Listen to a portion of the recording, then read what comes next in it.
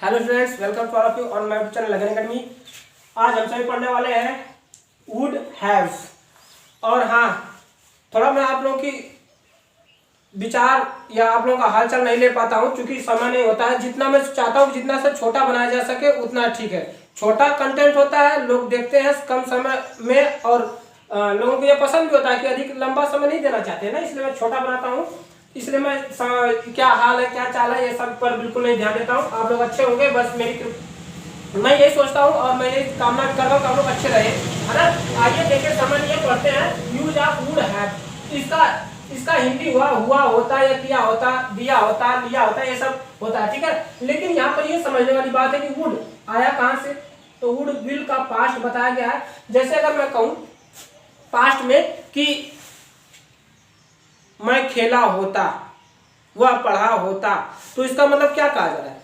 मतलब कि ऐसा लग रहा है कि वह अभी इस कार्य को नहीं कर रहा है, बल्कि वह कंडीशन करके बता रहा है कि अगर तुम आते तो मैं खेला होता, मैं पढ़ा होता, ऐसा।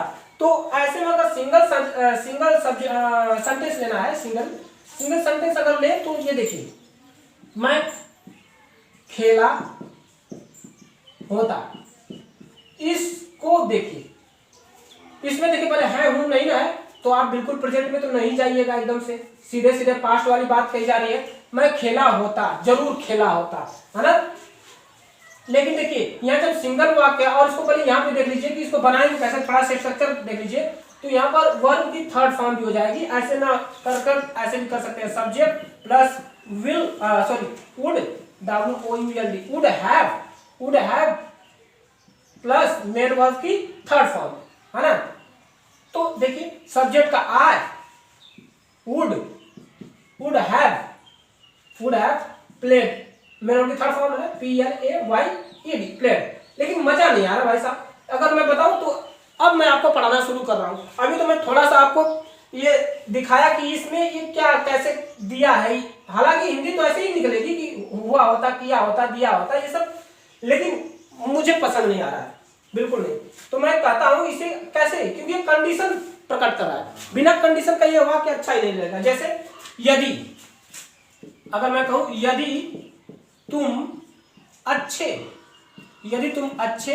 से खेले होते तो हम जीत गए होते, है ना।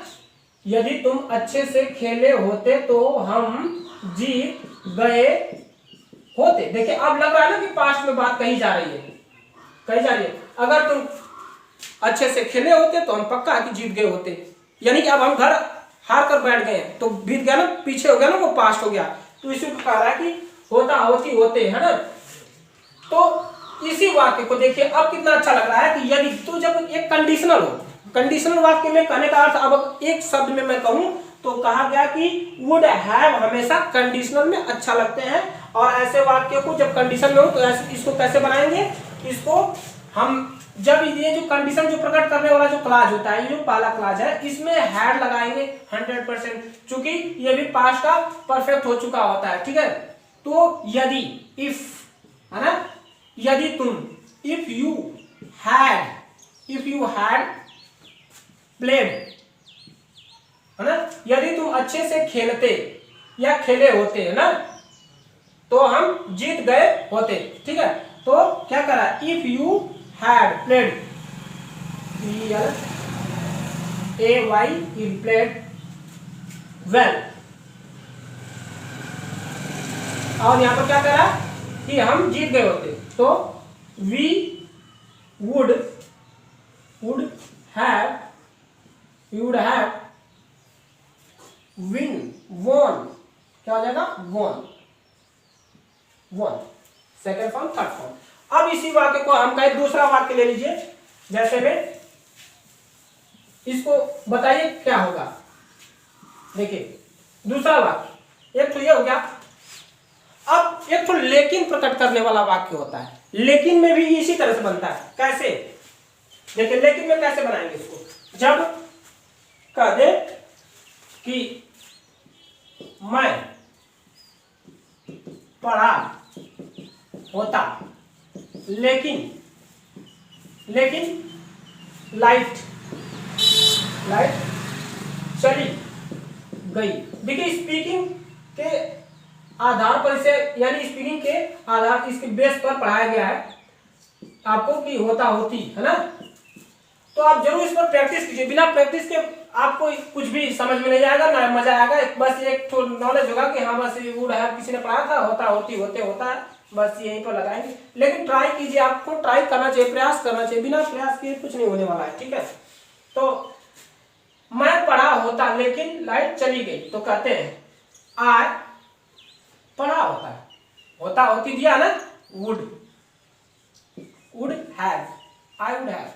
अब वर्ब की थर्ड फॉर्म रेड, ठीक है। देखिए ये फर्स्ट सेकंड थर्ड में एक समान होता है, तो ये मत सोचिएगा फर्स्ट फॉर्म में, नहीं ये थर्ड फॉर्म में, ठीक है। तो आई वुड हैव रीड, लेकिन बट क्या हो गया, लाइट, यहाँ लाइट चली गई ना, but LIGHT light went away. ये कौन सा टेंस है, पास्ट इंडेफिनिट, तो यहाँ क्या होगा, वेंट ही होगा, वेंट अवे, ठीक। देखिए अब इसमें और इस वाक्य में क्या अंतर है, ये भी समझना है आपको। यहां पर मैं पढ़ा होता लेकिन लाइट चली गई, यहां पर यदि तुम अच्छे से, देखिए थोड़ा सा इसमें अच्छे से ऐसे भी इससे लिख सकते थे कि यदि तुम अच्छा खेलते, इसको ऐसे कर लीजिए, बात वही है, बस हिंदी देखिए बदलती रहती है, क्योंकि इसमें भाव स्पष्ट करने के लिए कई तरीके से होता है। तुम, तो इसमें होगा कि तुम यदि तुम अच्छा खेलते, है ना, ऐसे भी खेलते, यहां से होता हट जाता, ठीक है। यदि तुम अच्छा खेलते तो हम जीत गए होते, तो ये देखिए, तो यहां पर कंडीशन की बात कर दी गई, इफ लगाकर, यानी यदि लगाकर, और यहां पर क्या कहा गया कि मैं पढ़ा होता लेकिन लाइट चली गई, विवश, क्या हो गया, विवश हो गया एकदम, मतलब कि उसमें क्या आ गई, इच्छा तो थी लेकिन वह लाचार हो गया, विवश हो गया।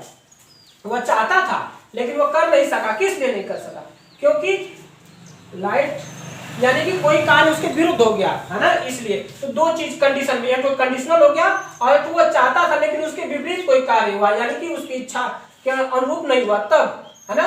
तो ऐसे जगह पर भी आपका वुड हैव, है ना। लेकिन यहाँ जब जरूर ध्यान देना कि हिंदी में आपका होता होती आना चाहिए तभी, और यहाँ भी, ठीक है।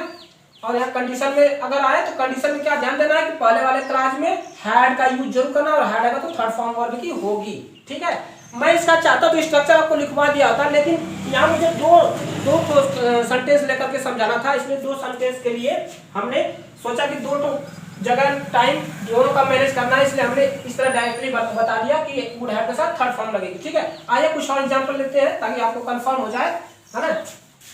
जैसे अगर अगला एग्जांपल की बात करें हम, तो देखिए अगले एग्जांपल की बात करें तो कहता है कि यदि तुम, जैसे मैं कहूँ यदि तुम कहती तो मैं खरीद लिया होता, जैसे मैं बाजार जा रहा हूँ, अब मैं बाजार से वापस आ गया तो वह समय बीत गई ना, तो उसी को अब वो घर आकर मुझे, मतलब मैं जब घर आया, मेरे घर आने के बाद वह कह रहे हैं कि ये सामान नहीं लिए, वो सामान नहीं लिए, है ना। तो उसी लिए कह रहे हैं कि यदि कंडीशन हो गया, यदि तुम कहती तो मैं खरीद लिया होता, बताइए कंडीशन में है। क्लास कैसे लग रही है, अच्छी लग रही है, क्लास को शेयर कीजिए ज्यादा से ज्यादा लोगों में, और सब्सक्राइब कर लीजिए अगर चैनल पर नया है तो। और हाँ, अगर अच्छी लगती तो इसमें संकोच ना करें, ताकि हमारा भी मनोबल बढ़ जाए, यानी कि बढ़ता रहे, कि ऐसी क्लास आपको देते रहे, यानी कि लाइक कर दिया कीजिए, ठीक है। कुल मिलाकर करिए करना है। तो यदि, है ना, इफ, ठीक है, इफ यू क्या कर रहा है, यदि तुम कहती, इफ यू हैड, वही बात, इफ यू हैड सैड, है ना, देखिए हैड के बाद थर्ड फॉर्म, तो इफ यू हैड सैड, यदि तुम कहती तो मैं खरीद लिया होता, तो आई होता है ना यहाँ पर, देखिए तो इसी में वुड लगेगा, I would have bought, third form BOUGHT, bought. यदि तुम कहती तो मैं खरीद लिया होता। अब अगला सेंटेंस एक और ले लीजिए, जैसे में अगर कह दें कि वाक्य कंडीशन में हो तो दोनों में आपको ध्यान देकर लगाना है। उसमें बट वाले में आपको क्या करना है कि जब बट वाली बात आए तो उसमें विवशता प्रकट कर रही है तो उसमें आपको बट लगाना तो है ही है, लेकिन ये हैड भी उसमें लगाना है आपको, ये ध्यान देना। और जब यदि वाली बात आए तो उसमें हैड लगा के बोलना है, ठीक है। तो अगला संदेश अगर मैं कहूं कि यदि तुम उसे बुलाते, देखिए भाई दो लोगों में जब परस्पर बात नहीं बनती है तो देखिए क्या होता है, पार्टी में ऐसा ही नहीं होता है कि यदि तुम उसे बुलाते तो मैं चला गया होता, है ना। अब देखिए यदि तुम उसे बुलाते तो मैं चला गया होता, तो इफ कंडीशन है ना, इफ यू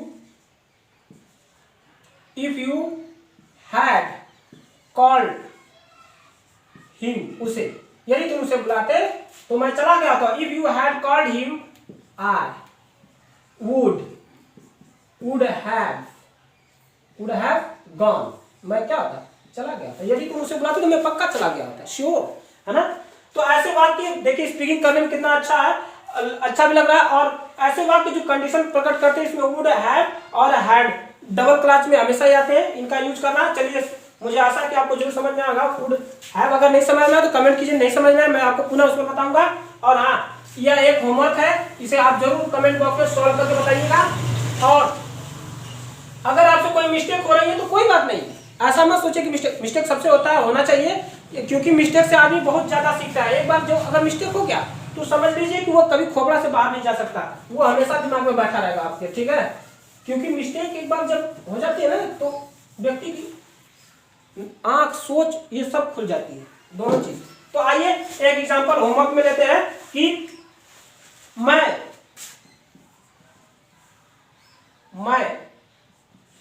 तुम्हें बुलाया होता, मैं तुम्हें बुलाया होता, लेकिन